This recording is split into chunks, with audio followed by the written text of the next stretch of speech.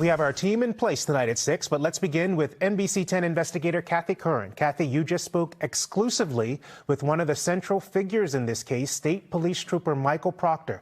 We all know his name, and it sounds like he wasn't thrilled to see you. Well, Glenn, you know, there's a lot of pressure on the lead investigator, Trooper Michael Proctor. We heard the disturbing texts about Karen Reed that he sent to friends, family members, and coworkers. There's an internal investigation by state police, and we know there's an ongoing federal investigation into how this case was handled. Proctor was at his home in Canton this afternoon when the Karen Reed case ended in a mistrial. We caught up with him just a few moments ago to ask him his thoughts on the outcome of the case. Trooper Proctor, Kathy Curran from NBC 10. We'd like to ask you some questions. Do you think your actions impacted the outcome of the trial? Get off of our lawn. Right? I'm not on your lawn. I'm on the street. Do you have anything you'd like to say? I fully support my husband. Karen Reed is a murderer. You support your husband? And you heard it there. His wife fully supports him and called Karen Reed a murderer. Testimony in the case showed Proctor was familiar with witnesses in this case. We reached out to state police about Proctor's current status with the department. They told us he's still employed and had no further comment at this time. Kathy Curran, NBC 10 investigators.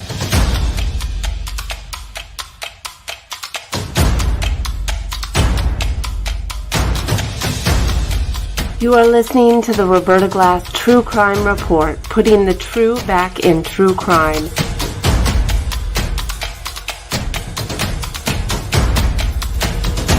From New York City, Roberta Glass is now on the record.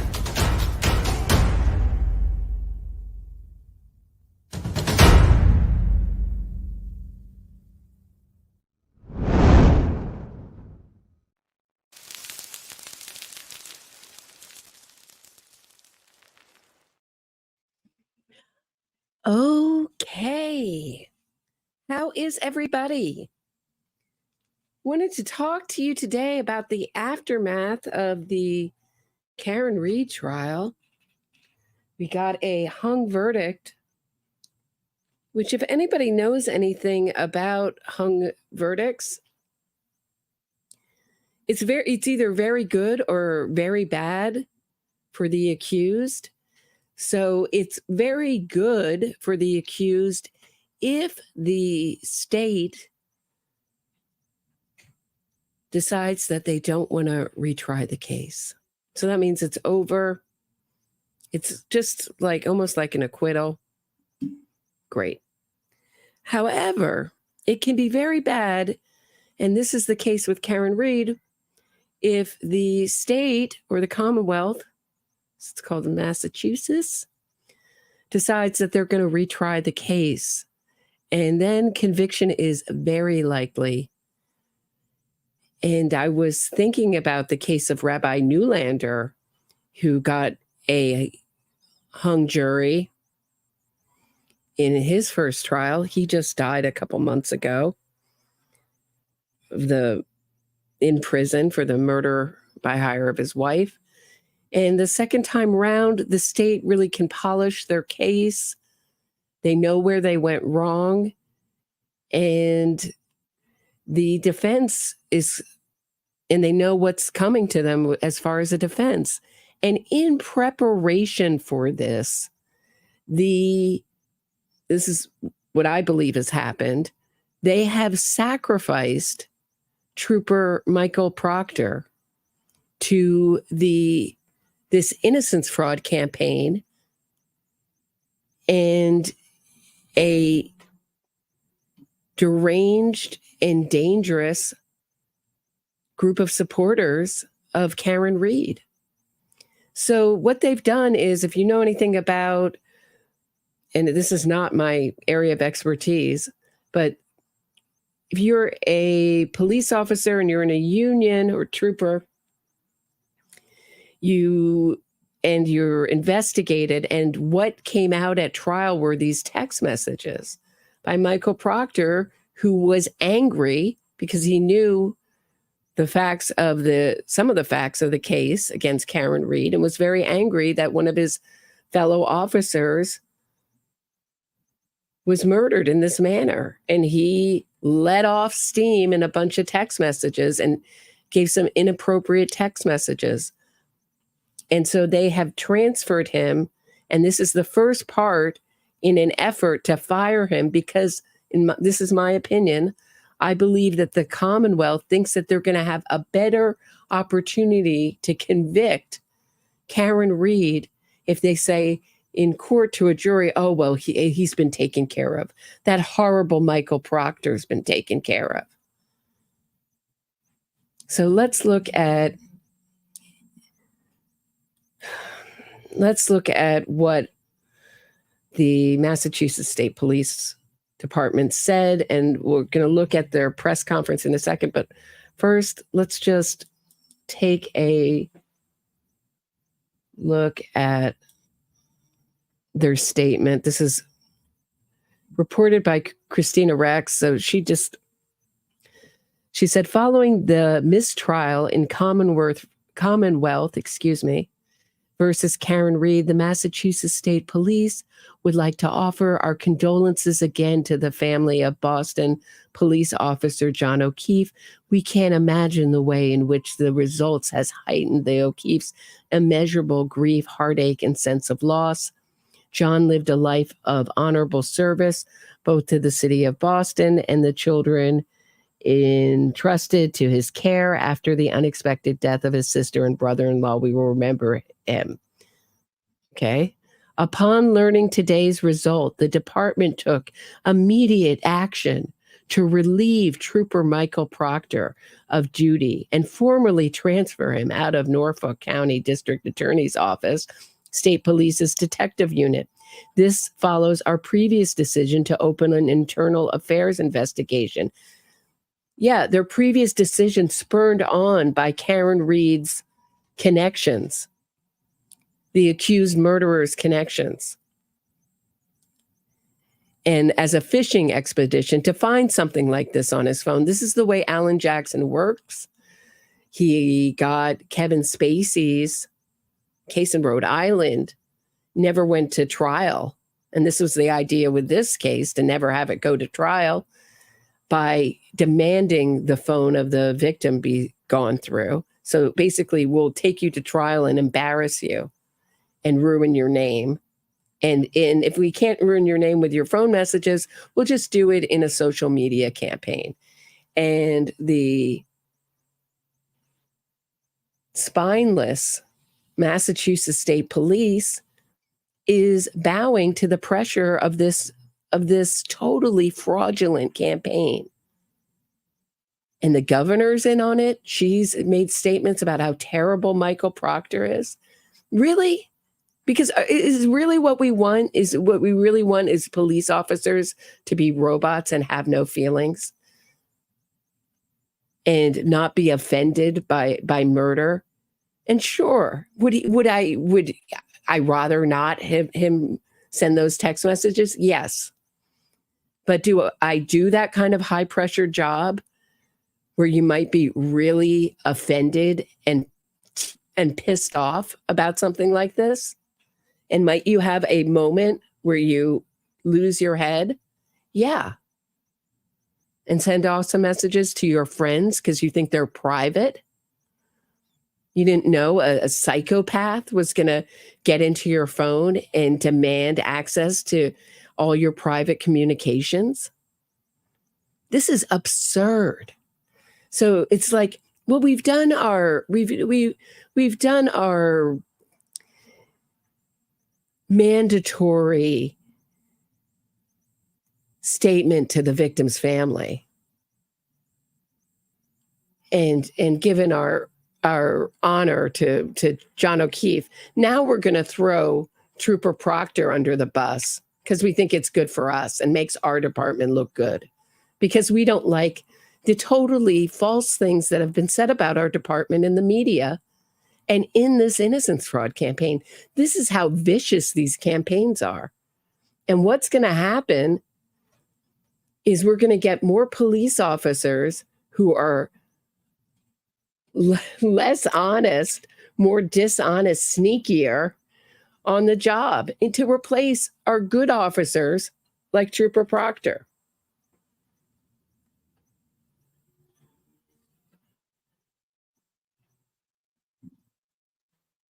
I just think this is really absolutely disgusting. And it's part of a larger movement to criminalize the police. And, you know, is the idea that we have to treat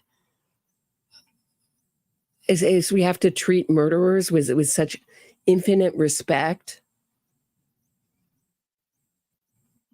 Really? Really? Is that where we're going?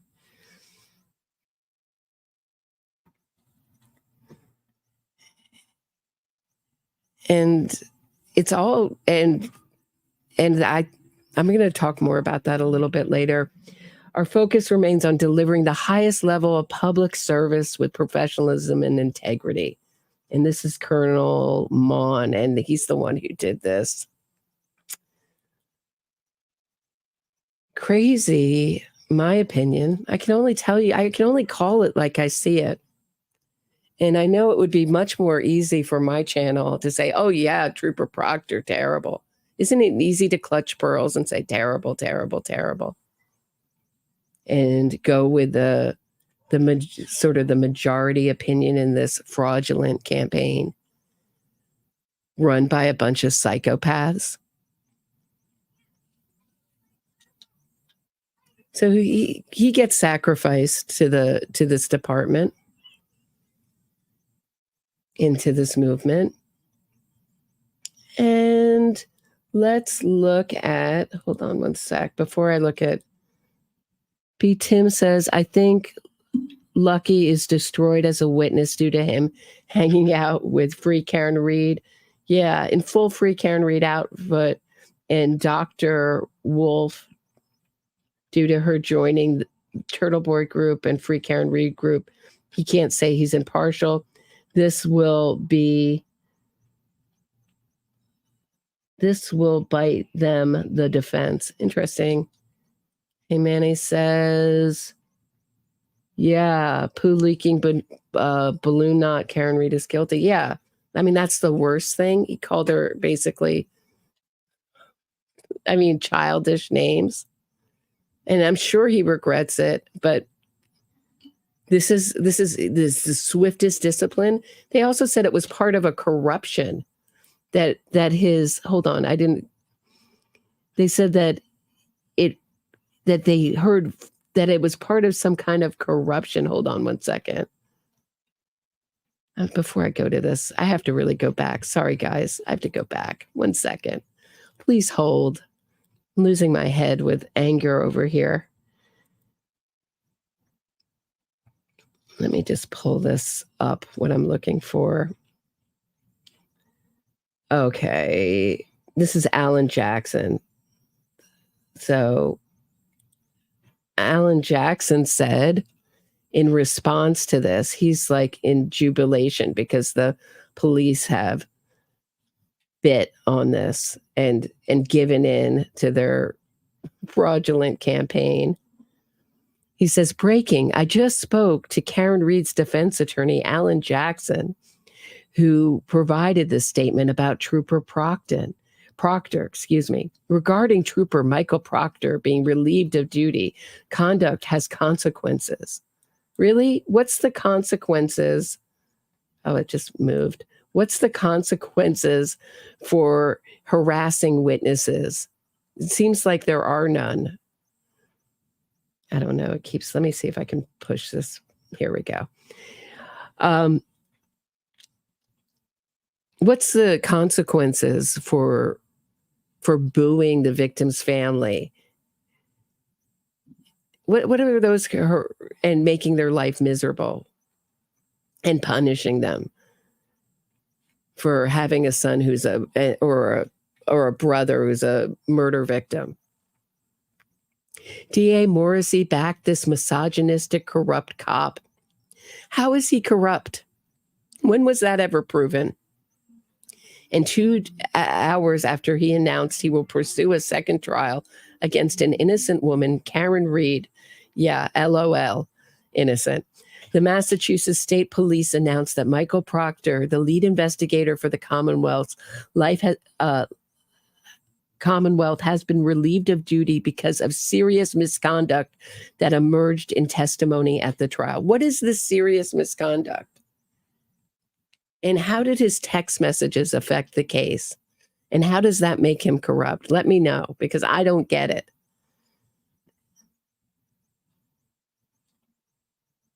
What they think they're going to do is they think they're going to just tell a jury that, oh, we took care of that terrible cop, and it's going to make a difference. It's going to make no difference whatsoever to a jury. He was one of the investigators on this case. He sent inappropriate text messages. Big deal. Next to murdering someone, I think it's a small thing. And I would expect if I murdered someone in this manner, for anyone to describe me in these adjectives, I would be totally comfortable. Think it's appropriate. Do I think it's appropriate for a cop descendant? No, but I'm just saying on the larger scheme of things, let's get things in perspective, and let's not buckle to a mob to save our ass, in a trial that we think that we want to win. Heisenberg says, I will be at Turtle Boy's potential trial. There are many juicy details regarding his situation. If Turtle Boy knows he's doomed, she'll be worried. Yeah, she's very connected to Turtle Boy, Karen Reed. What the defense in this case was doing was leaking evidence and information, sending it to Turtle Boy. Turtle Boy would write about it. Then they would reference it in their own motions as that it has been reported. You can't do that. That's so beyond the confines of the laws of your profession.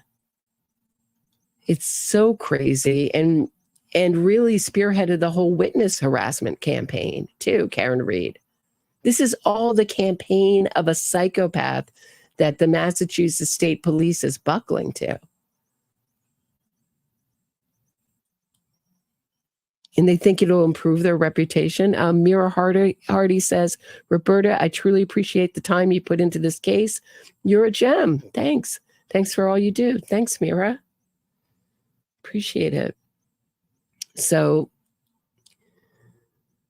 let's watch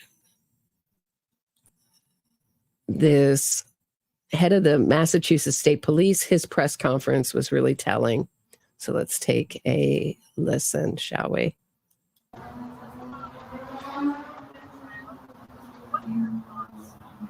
Yeah, I think I've been very clear, and I want to remain very clear. Misconduct in any way, shape, or form of the Massachusetts State Police will not be tolerated. I think I've said that I condemn those comments in the strongest terms possible. They are not reflective of the Massachusetts State Police. That's not where we want to be as an organization. And I believe that we see it poorly reflected on the Massachusetts State Police. So is every bit of breaking the rules of the Massachusetts State Police equal? Are they firing everyone on first shot if it's a public case? If you steal a pencil from the precinct, are you swiftly dealt with too? This is so absurd. Massachusetts State Police, after saying, oh, we stand behind John O'Keefe, totally, but Trooper Proctor, the guy who investigated this case and worked the long hours and tried to bring justice to John O'Keefe's family, forget him. Throw him under the bus. He's not part of us. He makes us look bad, so we're not going to stand behind him. We're just going to buckle. And same with the governor, who wants to get reelected. She's using this as an opportunity to get votes from the Free Karen Reed crowd. Do you see how innocence fraud works? It's in everyone's interest to go along with the lies, to go along with the fraud.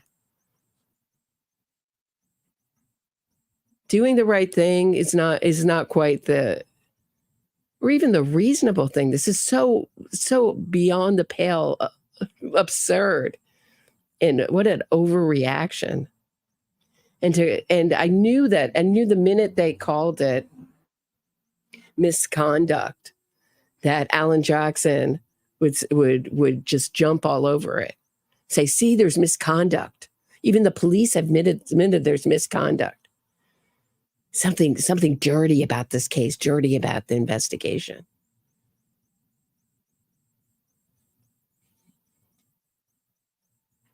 We will certainly continue to monitor that, and as we are moving through the process of our internal affairs investigation. Again, due process, we are evaluating that, looking at it. We're going to continue to investigate it.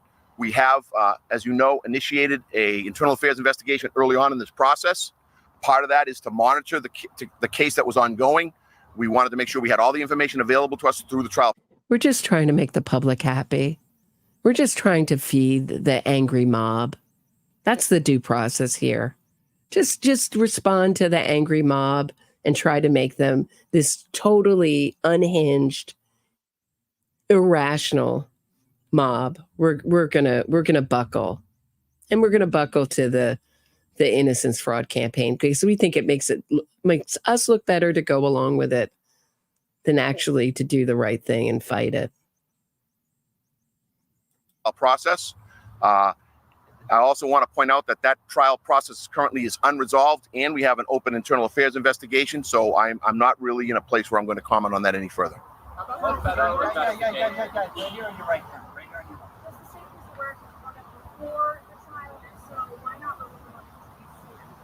I will say very generally that we monitored the criminal trial in an effort to get as much information as possible, as it may or may not reflect on members of the Massachusetts State Police and their conduct. And we wanted to make sure we had all of that before we made a decision. We also wanted to respect the trial process, and we want to be mindful of the ongoing internal affairs investigation. So, you spoke about policies and procedures. What changes have been made or will be made to make sure that something like this doesn't happen again? Yeah, we're going to continue to look at this. And we are hyper-focused on that right now. Yeah, now we're going to make sure that no cop ever makes any kind of record of their feelings on anything, even if it's one of the most horrific murders. How is this going to change anything? Really? This does absolutely nothing. All this means is a good cop is demoted to a desk before he's fired.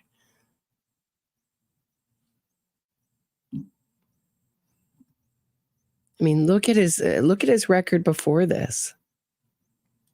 We have been in a process for the past 16 months of evaluating places for improvement. We are very mindful that there are always improvements to be made on the Massachusetts State Police.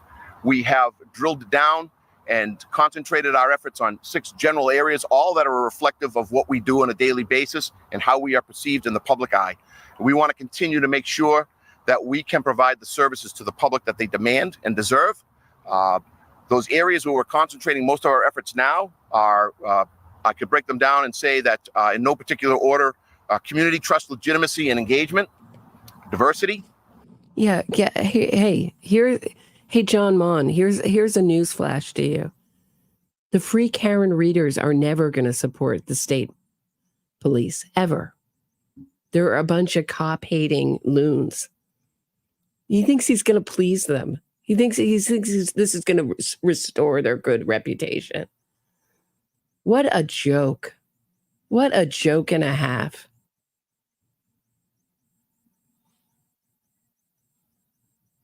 And you know who's next is Tully, who's Proctor's boss, who's head of Aidan Kearney's investigation. He'll be next for not disciplining Proctor strongly enough for these inappropriate texts. Does anyone remember the text from Michael Proctor? Give the gift to my wife because she's been working home long with the kids while I've been working long hours in a nor'easter on this case.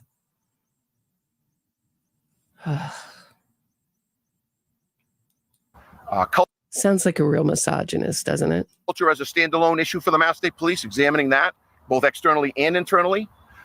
training, leadership and wellness, and media and public relations. Those are the areas that we're focusing on, have been focusing on for the past 16 months.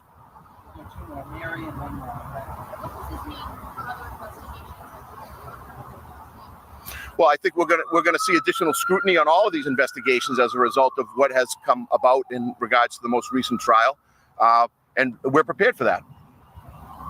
Right, we're going to throw more cops under the bus. When more innocence fraud campaigns come, and they will come, because if you don't think innocence fraudsters are watching what happened with Karen Reed and how the media just jumped right on Karen Reed's campaign and wrote pieces and made media pieces all from Karen Reed's point of view, made whole new shows to the Canton cover-up. Give me a break. If you think that this is going to be the last cop that's going to get thrown under the bus and villainized by this innocence fraud campaign and then thrown under the bus by the Massachusetts State Police, you are mistaken. And what's so interesting is that even on this side of the fence, people are afraid to speak up because Michael Proctor's name has been so maligned.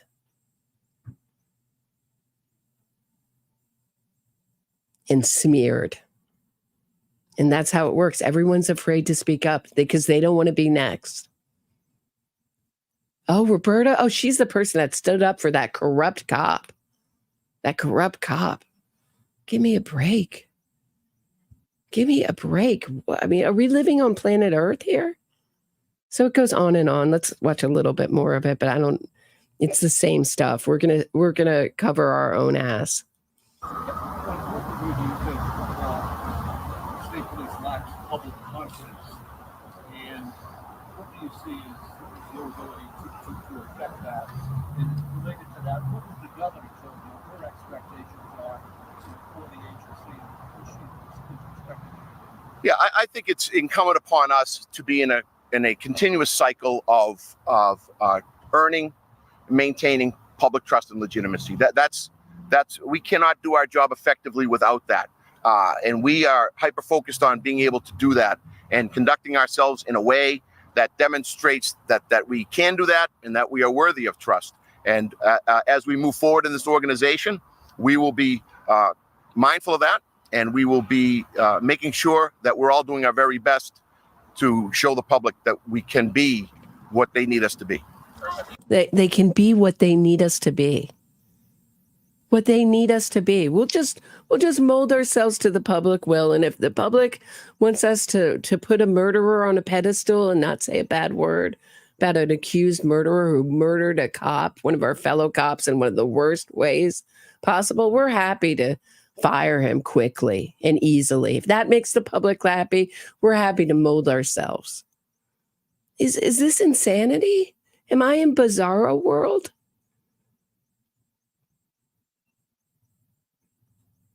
Where is this cop's balls?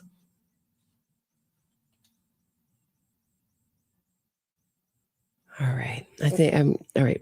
A little bit more. And then, I mean, it's so absurd. I don't know. I might spontaneously combust watching this. You've been in touch with the feds and their investigation.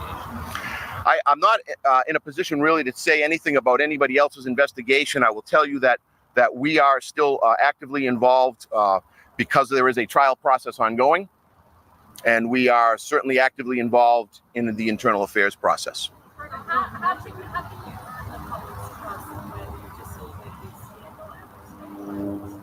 Yeah, well, we have to take this head on. We have to be accountable to ourselves, to each other, to the right. Accountable, sure. But you don't think this is a little bit of an overreaction? We'll just get rid of him. Get rid of him. It's easy for us. Get rid of a cop who had zero record before he came in contact with Karen Reed. Throw him to the wolves. Unreal. I think that's about as much of that as I can stand. Tim asks, why do you think the CW haven't charged Karen Reed yet for witness intimidation? I don't know. You think that they are waiting for the conviction. Could be. It could be that they think it's unnecessary.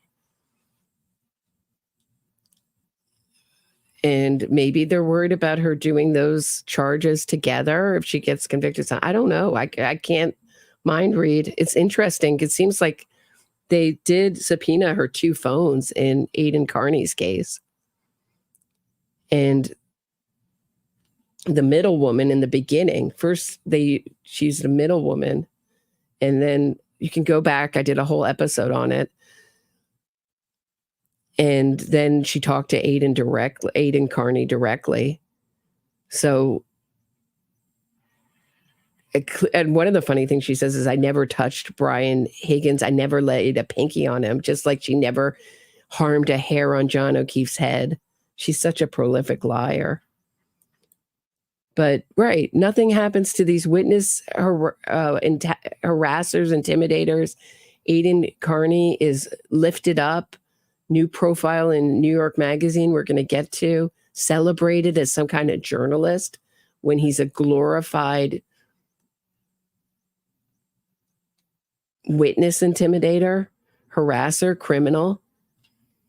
Heisenberg says her supporters really have no idea what's coming soon. If Turtle Boy is found guilty, he could be behind bars before her potential second trial. Could be, and it would be helpful. Jill, thanks for becoming a member. But this is absurd. I mean, he's still going around intimidating witnesses, baiting people to get them in trouble, and then playing the victim is his style. We'll get to that in a minute. Just to finish up with Proctor. So there is a movement afloat to normalize murders and murderers. So if you followed Kim Kardashian's Justice Project that she did on Oxygen, it was all about how people who murder other people are really just people who have made a mistake. And we can't judge people by the worst mistake, that everybody can be rehabilitated, which we know is not true. We know psychopaths cannot be rehabilitated and deserve second chances. And there's a big push to end life without parole for juveniles. And big news flash, I've done a lot of episodes with the National Organization for Victims of Juvenile Murderers. If you're a juvenile and you get life without parole, that means what you have done is so heinous, so over the top, because meaning your age is such a mitigating factor in sentencing.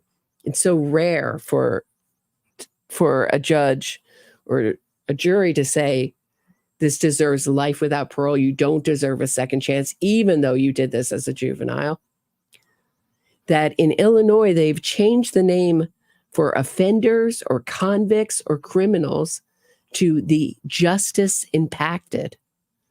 This is something that I talked about with Jane from the National Organization of Victims of Juvenile Murderers.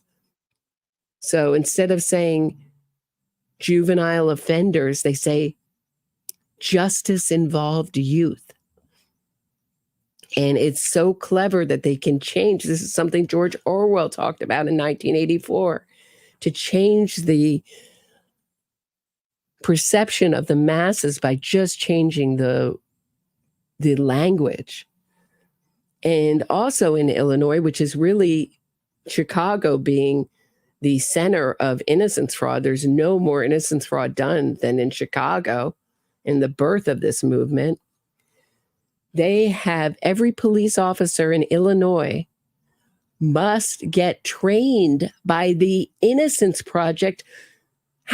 What do they know? What does the Innocence Project know about investigating crimes?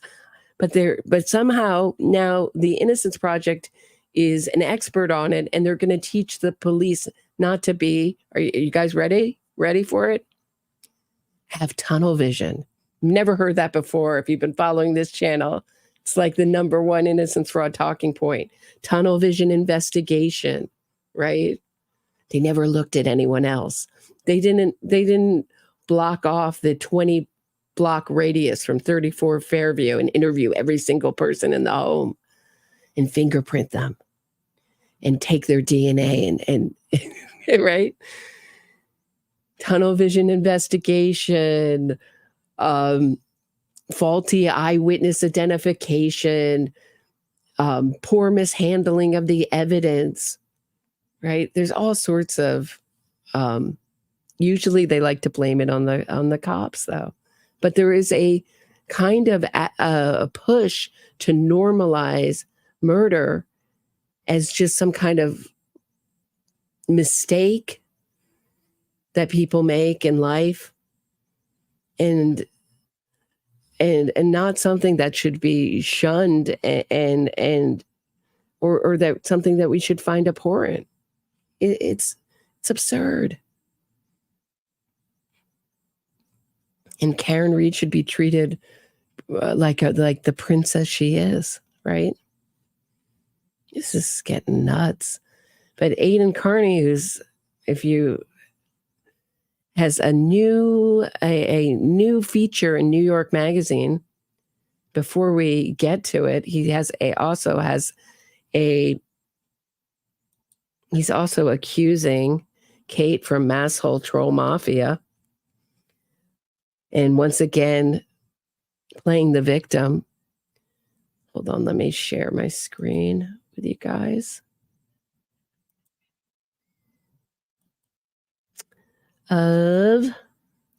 She says, I've been made aware that Turtle Boy is publicly accusing me and Lindsay, who's his accuser. I put a link to her Give, Send, Go fund in the chat on the live stream. It's also in the description of this episode. Karen Reed's fans and supporters raised $400,000. And we can't raise $4,000 for Lindsay. Please, if you can give something, please do. Of hanging. Okay, so Turtle Boy has publicly accused Kate of Masshole Troll Mafia of hanging a dead turtle outside of his parents' home. This is ludicrous. As you can see, I was nowhere near Central Massachusetts at any point yesterday. In fact, the last time I was anywhere,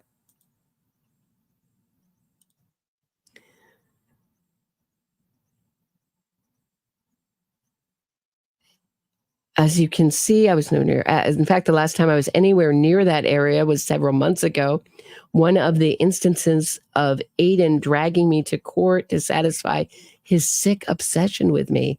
This is the same sick obsession that has previously caused Aidan to, documented through police reports, emails, and screenshots, send naked photographs of his own minor children to a stranger on the internet to try to falsely get me connected to said photos and charged with child material. It didn't work, and his logic on that one still eludes me. Called the police on me and falsely accused me of hacking his devices, asking a friend to access one of his accounts to manufacture evidence. Didn't work. And the police in my town now refuse to take any reports from him ever. Now he kills a creature, hangs it at his parents' house, and photographs it to share online because he's pissed I was on court TV for 10 minutes. He can try this one again, but I guarantee it isn't going to fly. This man is depraved and an absolute menace to society. Normal people can't just go kill a living creature and string it up out of pure jealousy and spite any more than they can expose their own young children's bodies to strangers. He's definitely done the former, and I think it's pretty obvious that he's done the latter now as well. What an absolute deranged psychopath. But that didn't stop New York Magazine from doing a whole profile on Aidan the big hero of the Karen Reed story, right, guys? The greatest journalist we've ever seen. Not a glorified witness harasser, criminal. So it's an article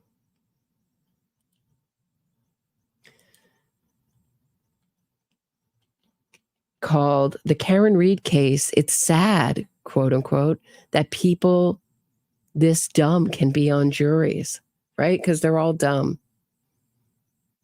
And it's come out, until a bunch of jurors come out and say how it went, it's all over the map, depending on which side you're on, which way the jury hung. I've heard anything from, 11-1, meaning 11 guilty to 1 not guilty, or 10-2 to none of them wanted the second degree murder and they hung on the other charges. It's just, I'm not going to comment until I can verify it. I know court TV has reported 10-2, but I don't know. Matt Steib. So on Monday, more than 2 years ago, the suspicious incident that left her boyfriend, the police officer John O'Keefe, dead in the snow, a Massachusetts judge declared a mistrial in the second-degree murder case against Karen Reed. For many reasons, the trial has captivated true crime rubberneckers far beyond suburban Canton, Mass. A telegenic defendant in a rocky relationship, a town's police officials accused of an alleged cover-up. That happens every single innocence fraud story. Whether it's the West Memphis 3 or Amanda Knox, this is nothing new. This is like the number one, every time the press reports it like it's something new. Destroyed by evidence by a federal agent. Oh, evidence destroyed by a federal agent. Oh, you mean he upgraded his phone? That's less exciting. A federal investigation into the local police investigation. All that in a symphony of Boston accents arguing on court TV. Deep inside the circus is blogger named Aidan Kearney, known as Turtle Boy. Imagine Dave Portnoy if he found a passion for true crime. Really, does David Portnoy harass victims' families? Does he harass witnesses? Does he break the law? Does he have 19 felony charges against him? For the past 2 years, Kearney has devoted his life to covering the trial. Oh, his life.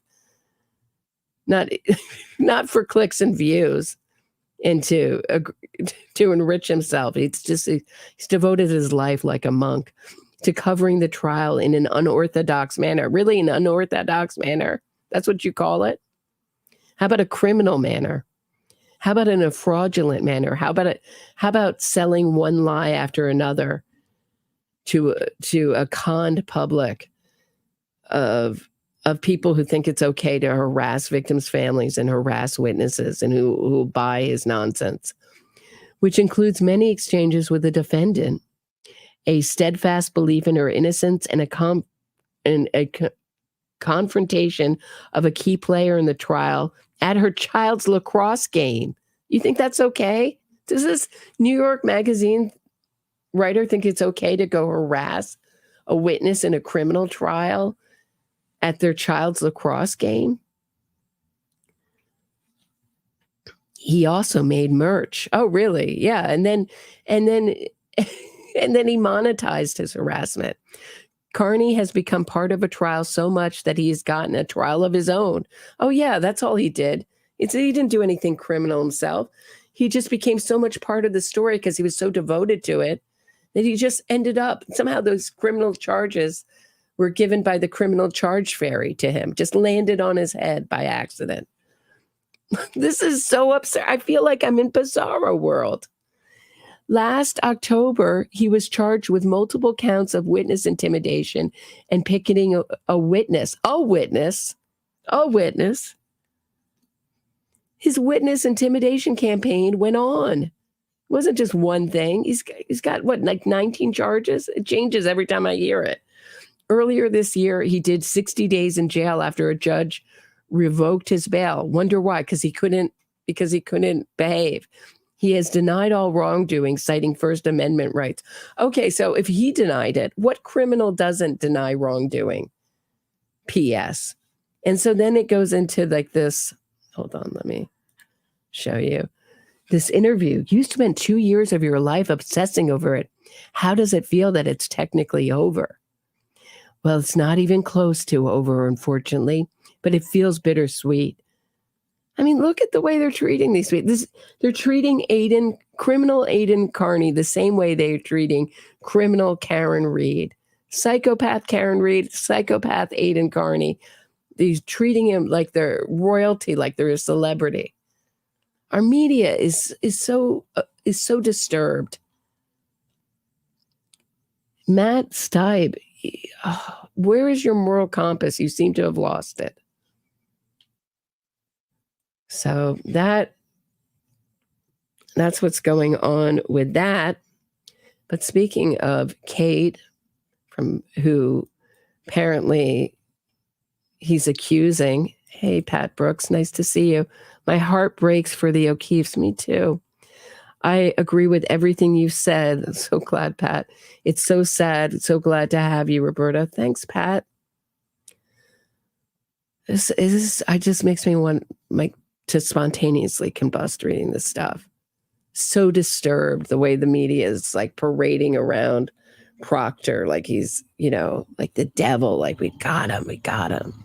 And then Karen Reed is on the top of the courthouse steps like she's royalty. Bizarre.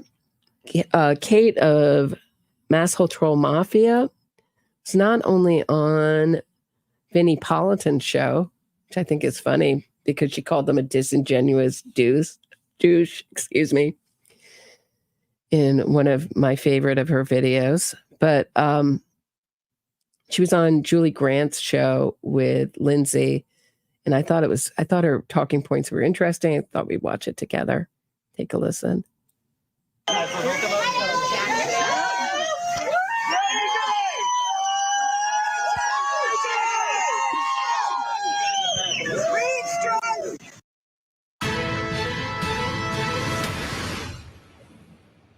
Welcome back to Opening Statements. I'm Julie Grant. Now let's talk about what is tipping the scales of justice.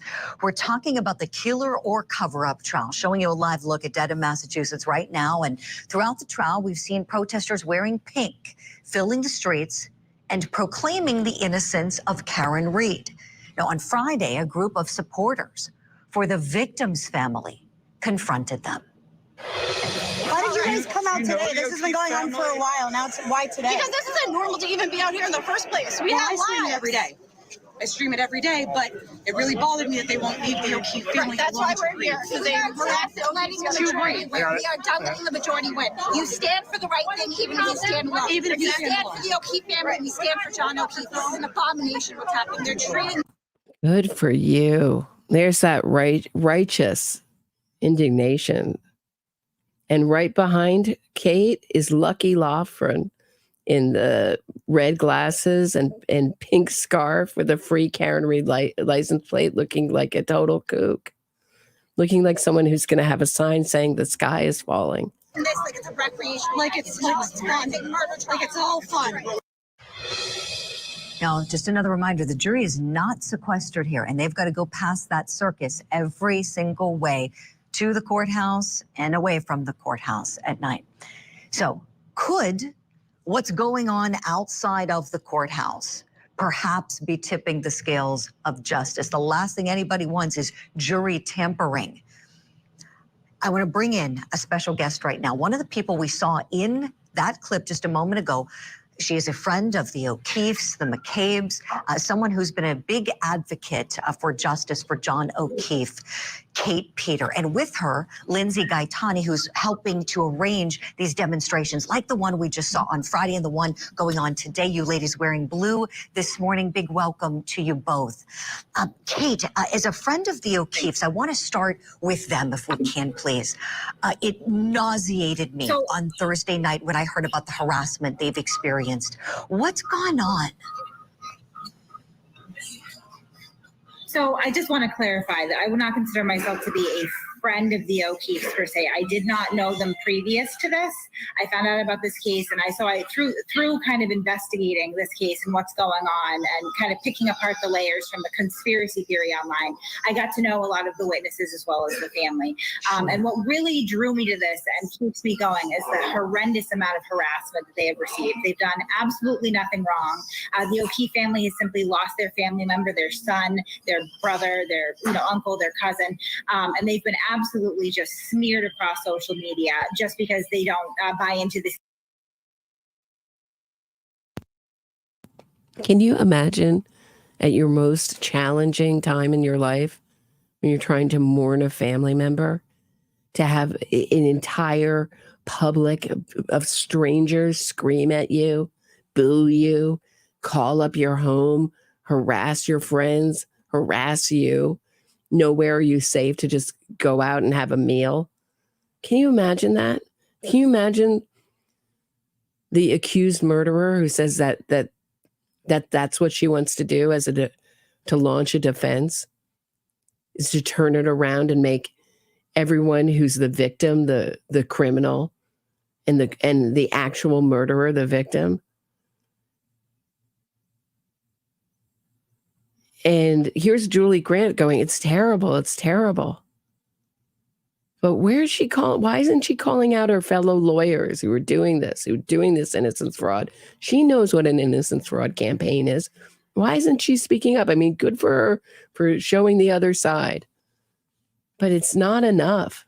We're in a tsunami of innocence fraud, and no one will actually even utter the phrase innocence fraud. And in fact, they're using innocence fraud tactics like moral panic, Canton witch trial, which is an innocence fraud phrase, moral panic, witch trial, used to get off accused child predators and convicted child predators. So what are we talking about here?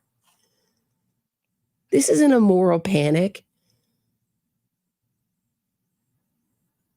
This is people who have been conned by an innocence fraud campaign, and there's been one after another. And really ramped up. I mean, it goes back 100 years to Sacco and Vanzetti, the very same courtroom where where the Karen Reed trial was held. At least 100 years.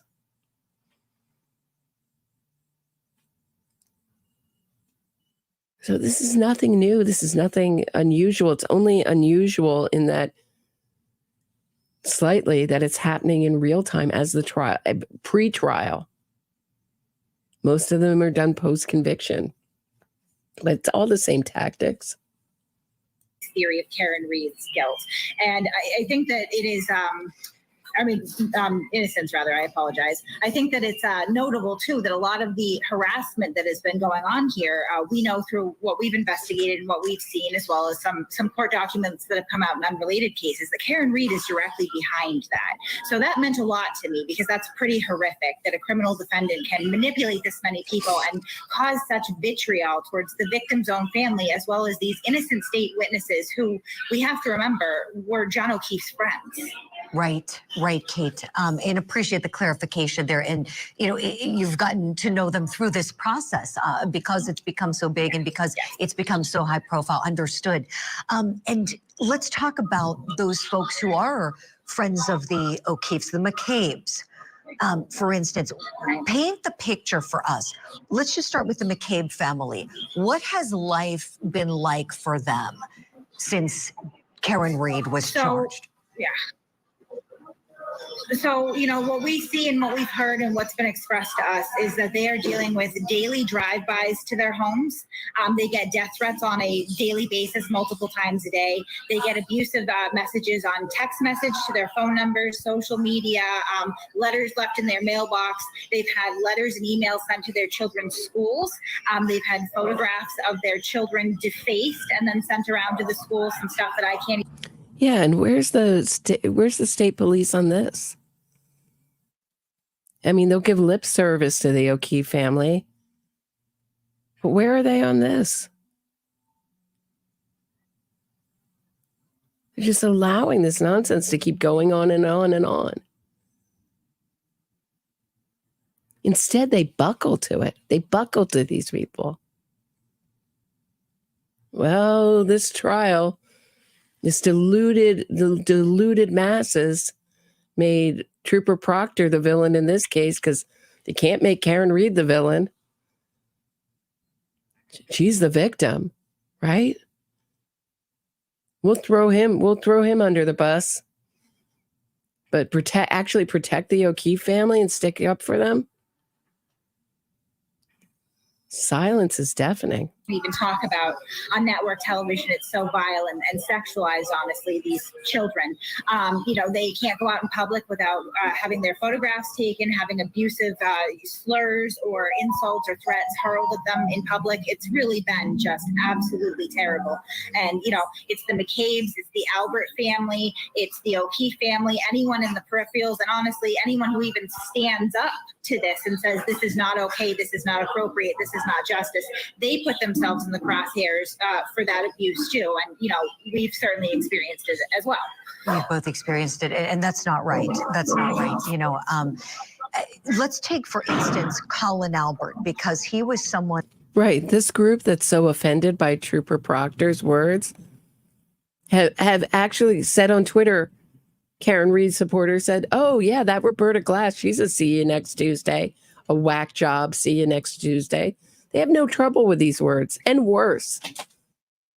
But clutch pearls when accused murderer Karen Reed, when it's said about her, clutch pearls. When that the defense team outside of the courthouse, they never got there during the trial. They never made it there legally, but outside of the courthouse, they tried to blame him for this. Kate, I understand you know Colin. What kind of a young man is he? Anytime that I've met him, he's been he's a respectful kid. He's kind. I think, he's really been rattled by the abuse that's been leveled at him, and it's completely unmerited. This I'm going to call him a kid. I know that he is almost 20 years old, but he's a young man. He was 17 at the time of the incident. He wasn't even in the house when John O'Keefe was, right? Like, by the time that John O'Keefe and Karen Reed pull out outside, he's long gone. There's absolutely no indication that he's responsible for anything. Like you said, these allegations against him didn't even really make it into court. I think they tried to dance around it a little bit, but they couldn't establish anything because it's just patently false. So this young man's life has been completely upended and destroyed at this point. As I'm sure it's been made public at this point, it disrupted his college education, his college, sports career. He has to deal with the same sort of abuse that the rest of them do. As a young man, he can't go out in public without being photographed. Some of the most vile things have been written about him on the internet. But Karen Reed has profited on this. Hundreds of $1,000s raised in her honor, but a kid who was not even a witness, wasn't even there at the time John O'Keefe was hit outside the house. He has to drop out of school because he's so harassed.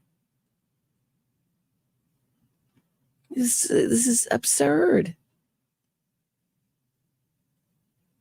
People have wished the worst fate on him, violent threats against this young man. And it's not merited at all. They pull out instances from when he was maybe 16 years old. Every 16-year-old says some silly stuff on social media these days. That's just what they do. But he's not a bad kid. He's not a violent kid. He's always been very kind and respectful to me. And, we come from very different worlds. And they've just all been so kind to me. It's disgusting what's being done to them. I was saying on my opening statement this morning, and perhaps Kate, you and Lindsay and others may have heard it, that we have to remember these are people involved. These witnesses are people. The victim's family, they're people. But they're people who got in way of psychopathic Karen Reed's innocence fraud campaign, so they must be punished. They are people with knowledge of guilt of her knowledge of her guilt.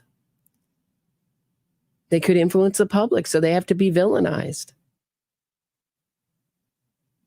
The mistreatment of so many people, the abuse so many people have suffered, it's to me, it's unconscionable. It's absolutely unconscionable, and it's not the way we work in America. It's not the way we operate in the United States. We are a country of laws a nation of laws where the court system can find the facts and the truth. And that's what should be happening, not vigilante justice, or I don't even know what you call it. You know, it's illegal.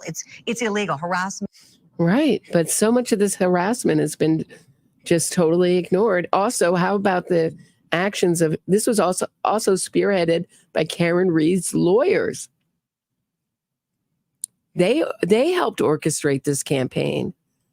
Julie Grant, where is your criticism of these lawyers? Not to mention, these lawyers are indoctrinating a whole new generation into this ideology that our criminal justice system is so unfair, and everyone that is just suddenly impacted by it. They're impacted by the criminal justice system. It's not that they're offending. It's not that they're committing crimes. It's not that they're wiping people off planet Earth brutally. It's somehow they're just impacted by the justice system. The justice system just randomly impacts their lives. And innocence fraud is impacting innocent people's lives every day. The real innocents. Good cops. Good prosecutors. Witnesses. Victims' families. And no one's saying anything about it. We're all going on like every single one of these cases is just a one-off. Such a surprise. So unusual. Talk to any of the victims' family. Rodney Reed, Julius Jones.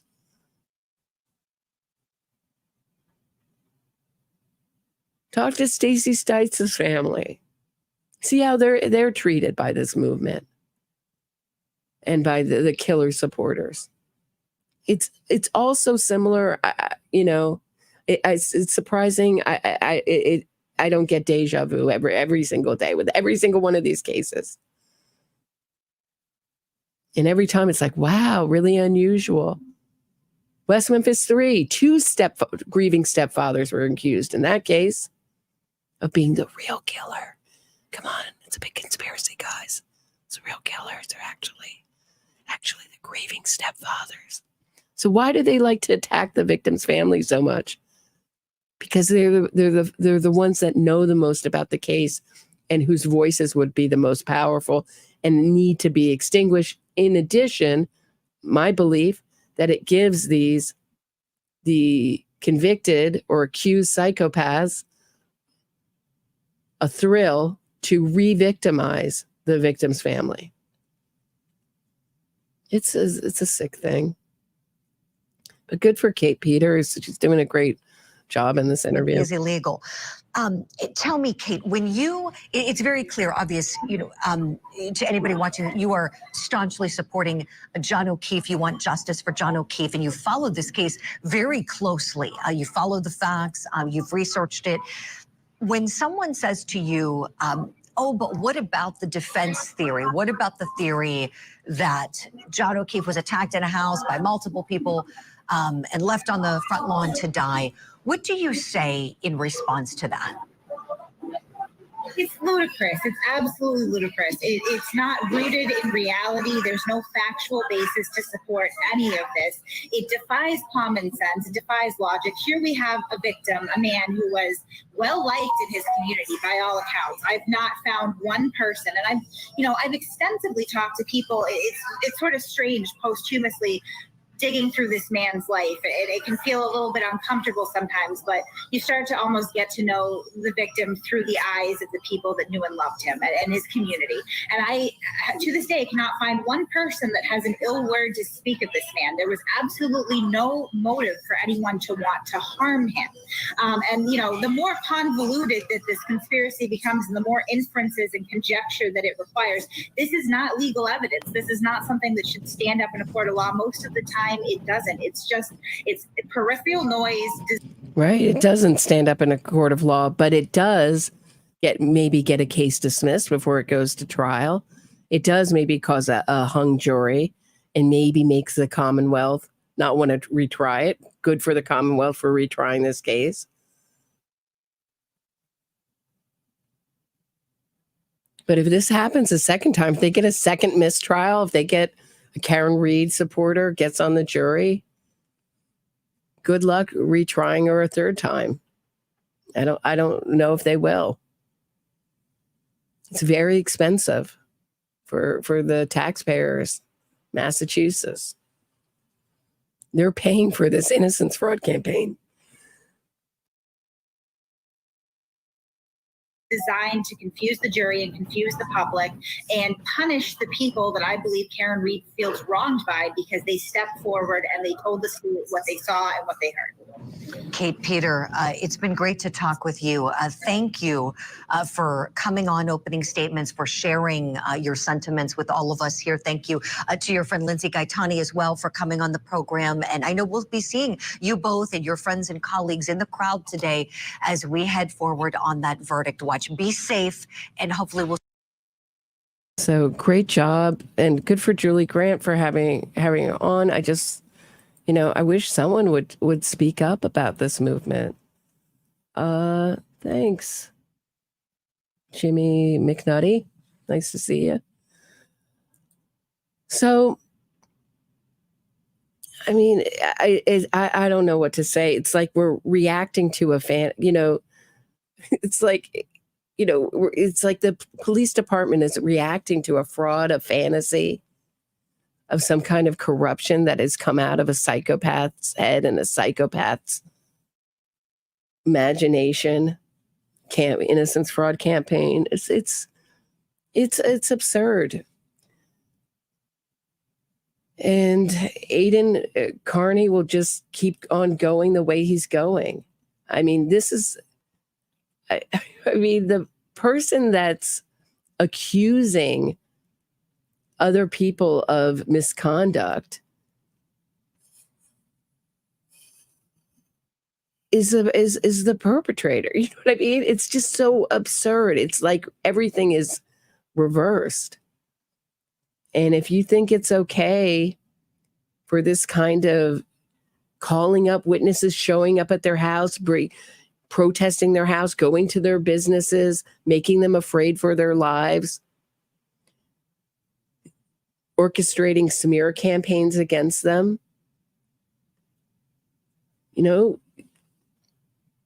I think everybody's afraid to talk because they're afraid they're going to be next. And that's how these campaigns work. Scare everybody into silence. And into submission. And they've already got the Massachusetts Police Department under their thumb doing their bidding this campaign. Kitty's 1993 says, how can they vet juries to eliminate this? It's interesting. I don't know how far they can go with juries in Massachusetts. I'd be curious to know. That might be something that's be a good idea to look into, how far they can look into their social media and investigate them. And there's got to be Karen Reed supporters who don't have social media, who could just look and lie, right? I mean, what are they supposed to do? Waterboard them? Put them through lie detector tests? It's so crazy, right? Can they examine social media accounts? I think that they can. I believe that they can. But I'm not sure what the law is in Massachusetts. I believe they can in another state that I'm thinking about. Andy says, nice to see you. Thank you, Roberta, for keeping the spotlight on this case. You're welcome, Andy. So that's what I have for today. I'm back doing my civic duty tomorrow. I had a day off. But I will be back as soon as it's over. Hopefully it will be over. Hopefully my civic duty will be over soon. If that's what I have for today. Please like this episode. Subscribe to the channel. If you're listening on Apple Podcasts, please leave me a 5-star review. I'm going to end this episode the way I end so many of my episodes recently, at least about Karen Reed, with my hit single about Karen Reed. I hit my boyfriend with my car. Have a great night, everybody. I'll see you back here real soon.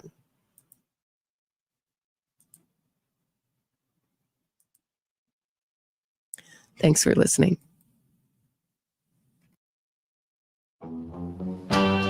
I hit my boyfriend with my car. It wasn't an accident, but with lying lawyers I'll go far. Lying lawyers and a witness harassment, I'll avoid prison. It was snowing. I pushed the pedal down, hit him hard. Now the legal system a clown. Innocence fraud campaign to save my skin. Making money, truth is my second victim. Carry, gin, like John, you were my mom. My innocence fraud campaign is my biggest hit yet. I hit my boyfriend with my car. It wasn't an accident, but with lying lawyers I'll go far. Lying lawyers and witness harassment, I'll avoid prison. It was snowing. I pushed the pedal down, hit him hard. Now the legal system a clown. Innocence fraud campaign to save my skin. Making money, truth is my second victim. Carry, gin, like John, you were my mark. My innocence fraud campaign is my biggest hit yet.